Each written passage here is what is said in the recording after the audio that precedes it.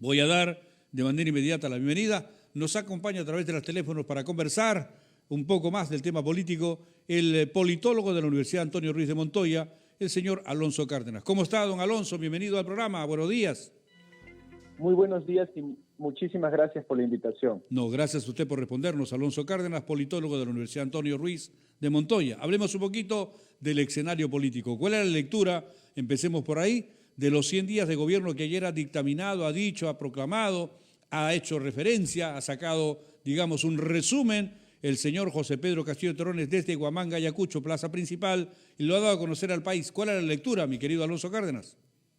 Bueno, yo creo que si podemos definir estos 100 primeros días del gobierno, ha sido un gobierno que podríamos calificar de marchas y contramarchas, ¿no? De improvisación, de no estar preparados para los enormes retos que tiene el país, ¿no?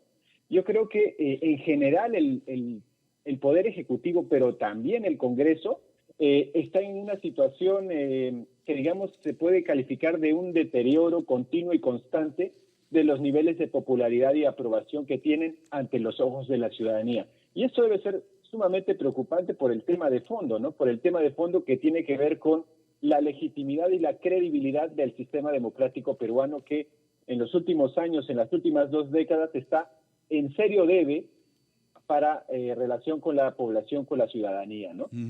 Ahora, bajo ese criterio y contexto, los ofrecimientos han sido muchos y particularmente hay una suerte, si se quiere, ¿de qué? De esperanza que todavía sigue trunca, es decir, ánimo simplemente de que las cosas se hagan como se prometieron de parte del señor José Pedro Castillo Terrones. Primera opción que pongo en la vitrina del análisis. 930.000 soles ha dicho el señor mandatario, a partir del mes que viene nadie va a ganar menos de esa cantidad, aumento del sueldo mínimo. Algunos dijeron ayer, mientras conversaban conmigo, después de conocer la oferta, eso va a significar mayores problemas, especialmente en el tema privado. ¿Es correcto esa lectura o no, mi querido Alonso Cárdenas? Bueno, lo primero que podemos señalar en ese aspecto tiene que ver con que el Perú es uno de los países con mayor población en el sector informal del mundo, ¿no? Y uno de los más altos también en América Latina. Antes de la llegada del coronavirus, alrededor de 73 de cada 100 trabajadores estaban en el sector informal. Ahora se calcula que está entre 80 y 85 de cada 100, es decir, que solamente que ese beneficio iría con muy buena suerte a cada 15 de cada 100 trabajadores que están en el, digamos, en planilla, ¿no? Porque en el sector informal usted sabe que no hay derechos laborales, no hay horarios, no hay vacaciones, no hay CTS, no hay nada. Así es. Entonces, ese aumento de 1.000 soles iría solamente a una pequeña parte privilegiada de la PEA, ¿no? Ya, población económicamente. Lo que se debería hacer es diseñar, ahora sí, por fin, al que sea una estrategia para reducir el enorme sector informal peruano, ¿no? Que es uno de los, como le digo, es uno de los más grandes del mundo. Claro. Ese es el tema de fondo, ¿no? Que Amigo, creo yo que no se ha solucionado con ofrecer, pues, este incremento, que además no es cierto, porque no todos van a ganar más de 1.000 soles, porque, como le digo, entre el 80 y el 85% están en el sector informal. Bueno, seamos benévolos y digamos que un 80% está en el sector informal, no 85, sino 80, es decir, un 20% está dentro de los beneficiados, en todo caso, dentro de los que tienen, gracias a Dios, oportunidad de tener un trabajo en lo privado o en lo público y pueden ganar no menos de 1.000 soles a partir del mes que viene, como ha dicho el presidente. El detalle, mi querido amigo, es cómo logramos revertir esa cifra. Acaba usted de hablar muy bien, mi querido Alonso Cárdenas, del PEA, que es la población económicamente activa. Y realmente, año a año, viene cerrando ya poquito a poco este año 2021, con todos los problemas que existen, especialmente en el aspecto político, pero van a salir nuevas masas al campo laboral nuevamente y no encuentran nada más que desolación, encuentran carencia de oportunidades en un país de tanta riqueza. ¿Cómo logramos ese 80% de peruanos en la informalidad, darles oportunidad para reactivar si estamos como estamos? Y pongo el ejemplo claro. Se pasó al gas, por ejemplo, ¿no? Se pasó al fondo respectivo, estoy abreviando, para bajar el precio. De 50 y algo más que había, bajó a 45, bajó a 43, bajó a 42. Resulta que comenzó nuevamente a subir y estamos ahora encima de los 50 soles otra vez. Y cuando el ciudadano dice, ¿qué oportunidad tenemos ahora para tener un beneficio de este gobierno? Encontramos que solamente esto es momentáneo y pareciera que todo se confabula en contra de la economía y que sigue siendo chancada por la actual circunstancia. ¿Cómo revierte, cómo puede hacerlo para dar la oportunidad a ese 80% y tener un poder de adquisición un poquito mayor del que ya tenemos y que es mínimo, mi querido amigo? Bueno, sobre este tema se ha discutido bastante. Uno de los grandes expertos que estudia la informalidad en el Perú, el ingeniero Fernando Villarán, señala claramente que la informalidad en el Perú, la mejor manera de revertirla tiene que ver con el aumento de la productividad. Es decir, el aumento de la productividad pasa por mayores capacitaciones, por acceso a crédito, por acceso a digamos, herramientas tecnológicas, por un mayor nivel educativo, por un mayor nivel nutricional, que también tenemos un problema sumamente grave en el nivel nutricional en el Perú, por una parte. Y por la otra parte, también es importante recordar que de acuerdo con datos de la OCDE, el Perú es uno de los países de todo el mundo que tiene una menor presión tributaria, que está alrededor de 14%, cuando el promedio de América Latina está alrededor del 23%. Es imprescindible que se incremente la presión tributaria en el país, ¿no? Y hay otro tema muy importante, que no se menciona mucho, que es la eficiencia técnica del Estado. En el año 2018, el Banco Interamericano de Desarrollo hizo un estudio sobre cuánto le cuesta, digamos, la ineficiencia del Estado, ¿no? Es decir, el despilfarro, la corrupción, etcétera. De acuerdo con este estudio, se despilfarra en el Perú por corrupción y malos manejos e ineficiencia alrededor del 2.1 del PBI, que es el equivalente más o menos a 20.000 millones de soles.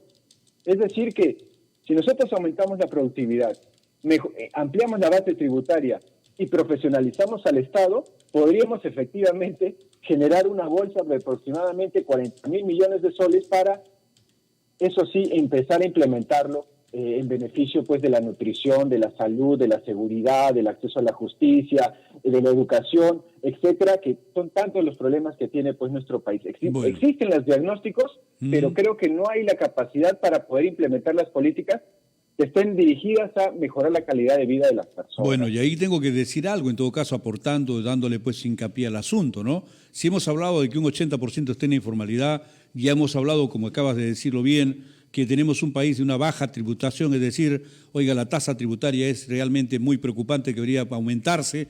Estamos hablando de que ese 80% habría que aumentarle también el tema de tributos, porque por más que estén en informalidad, terminan pagando tributos. En todo caso, ¿cómo lograr darle, por un lado, un poco de tranquilidad si por otro lado estamos ajustando el tema de tributación? Ahí hay una, en todo caso, situación bastante difícil de superar. ¿O me equivoco, mi querido amigo?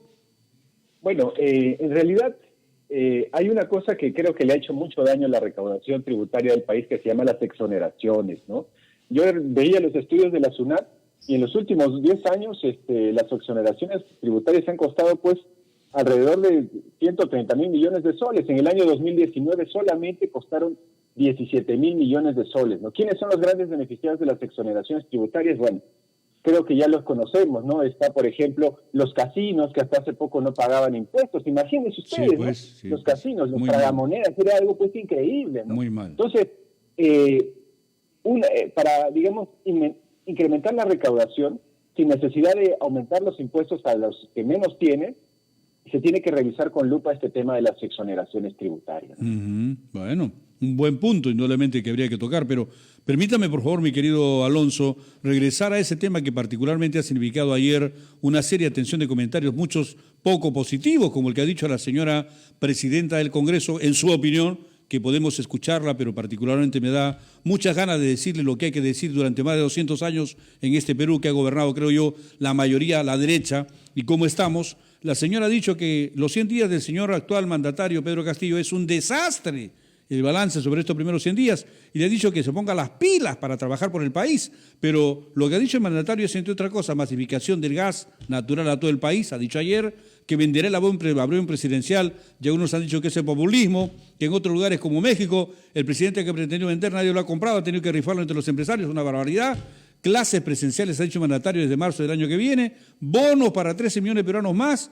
Plantea que ningún acusado por corrupción participe en las elecciones, me parece un tema interesante, e insiste en la Asamblea Constituyente. Ojo y lectura para ello, mi querido Alonso.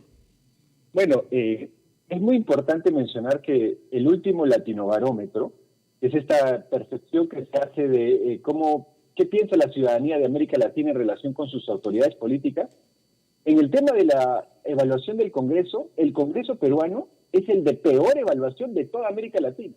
Entonces, y este Congreso que tiene además una mayor tasa de desaprobación, pero muchísimo mayor que el Poder Ejecutivo, ¿no? Entonces, si gestión del presidente Pedro Castillo ha sido un desastre, ¿cómo podríamos calificar nosotros la gestión del Congreso de la República, ¿no? Que es todavía peor evaluada que el tema de el Poder Ejecutivo, ¿no? Buena retórica.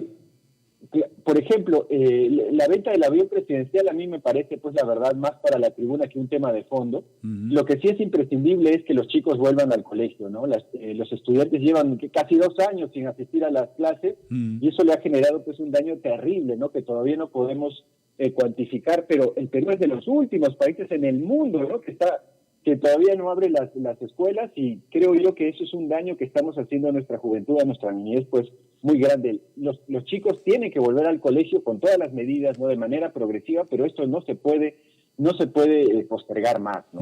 Estoy invitado, por supuesto, en esta mañana conversando el tema político, y que me responde, por supuesto, también a la última inquietud es nuestro atención conocido Alonso Cárdenas, politólogo de la Universidad Antonio Ruiz de Montoya, que nos habla en esta lectura de los 100 días de gobierno del señor mandatario.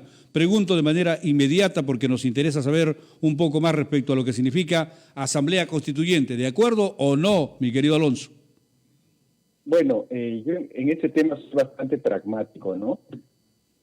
Si nosotros como país tenemos que el peor desempeño a nivel mundial en relación con el coronavirus, el peor desempeño a nivel mundial lo tiene el Perú, creo yo que es necesario hacer una refundación prácticamente de todo, ¿no? Porque nuestra debilidad a nivel institucional, a nivel sanitario, a nivel social, a nivel nutricional, es pero terrible, ¿no? Las cifras están ahí, los datos son sumamente duros en relación con el Perú, ¿no? Y una definición de locura, mire qué interesante los psicólogos, es esperar resultados distintos haciendo lo mismo.